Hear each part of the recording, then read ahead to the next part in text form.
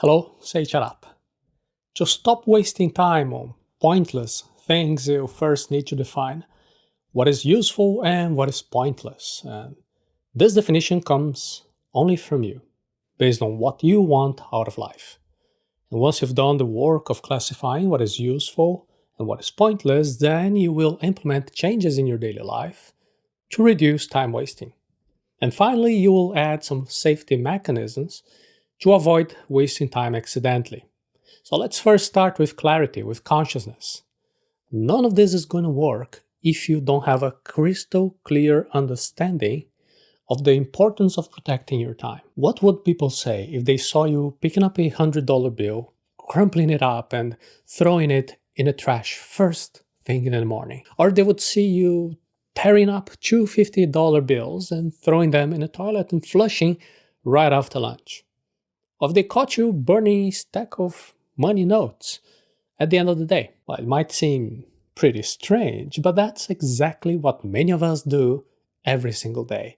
Only that instead of just throwing money away, we are wasting something that is even more valuable.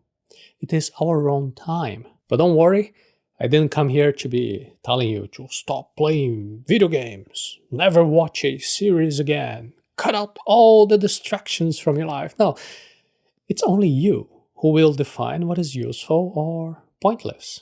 And I would even go one step further.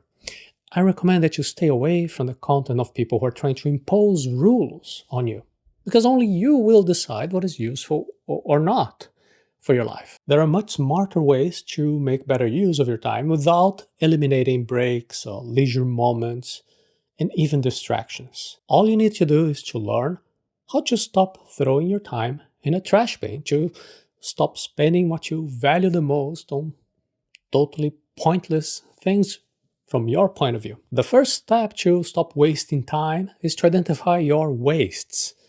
Not everything that looks like a waste is time thrown away. Just imagine two individuals. One of them spent 2 hours playing video games. The other one spent the same 2 hours working.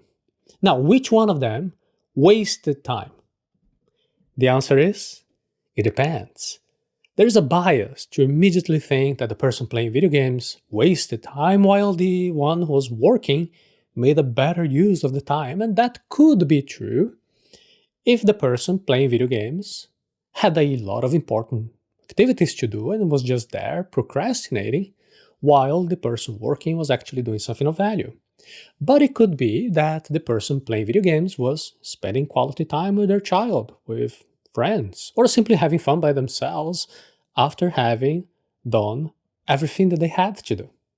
It also could be that the person working spent those 2 hours doing a completely wrong job, something that actually shouldn't have been done, and that will only cause problems. Now, in this scenario, things change. Now it seems like the person who's working is the one wasting time, not the person who's playing video games. It would be better for this person who worked doing something wrong would actually, enjoy his time, having some free time. This example is important for us to understand that not everything that appears to be wasting time is actually a waste.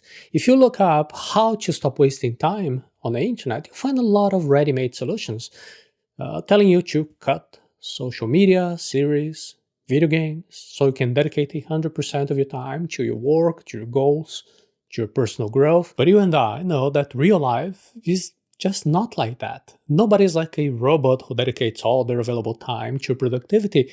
Even those who try to do that will eventually give up after a few days. And there is a reason for that.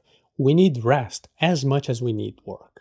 So stopping to waste time doesn't mean cutting out your hobbies, your leisure moments. On the contrary, it means being able to clearly identify those moments of rest so you can put them into your routine just like you do with your work. Wasting time means squandering your energy on useless activities. Whenever you identify one of those activities, prepare to eliminate it. To stop wasting time, you need to learn how to identify when you're actually using your energy on activities that are pointless, that are not useful, either for your rest or for anything else. For example, imagine 2 hours stuck in traffic with nothing to do. An hour scrolling through social media feeds, but with no purpose. Or a whole morning doing repetitive tasks that you could automate. This kind of activity doesn't bring you any benefit. You only do it either because you have to, or simply because it is a habit that you got into at a certain point and apparently you can't seem to stop. So the first step to stop wasting time is to clearly identify these activities, these useless activities, and then try to eliminate, reduce, or automate them in any way possible. If it's something that you can eliminate, that you're not going to miss in your life, then just get rid of it. For example, you can get rid of the social media that is not bringing you any benefit. Well, then you can just delete the app and you already got some extra time in your day. But there are other things that can't be eliminated. For example, if you have to work, well, and you have to drive to go there is not much that you can be doing about the traffic. You can try to reduce the wasted time, but maybe going a bit earlier, leaving your house a bit earlier. But still, you have to face the traffic jam in a certain way. In those cases, the best thing to do is to try and make the most of your time in a different way. For example, you could be trying to study a language while you are on public transport or even in your car. Even if you can't actually be reading, you can still listen to lessons and you can practice your listening.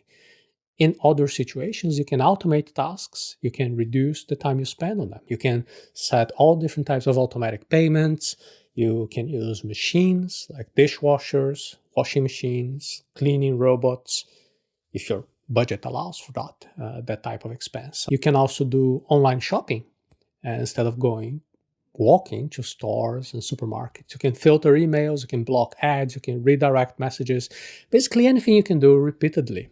And somehow you can automate. It is worth it. You may need to spend some time setting it up for the first time, but after you do it, it's going to free up your time forever in your life. And if you can't automate it, you can think about leaving some of these tasks to accumulate and do them all at once. That is, batching your activities. For example, instead of washing a little bit of laundry every day, you can let it accumulate and then you wash it all once a week. The same goes for replying emails, paying bills, replying to messages on social media. You just let them accumulate. And then later you set aside some time, once a week, I don't know, to deal with all at once. Plan what you're going to be doing with the time that you saved. Because if you get bored, you probably go back to your old habits. After you stopped wasting time, now the question is what to do with the extra time that you gained in your day. There is a risk of freeing up the time and then, I don't know, suddenly letting it be taken with activities that you consider to be useless.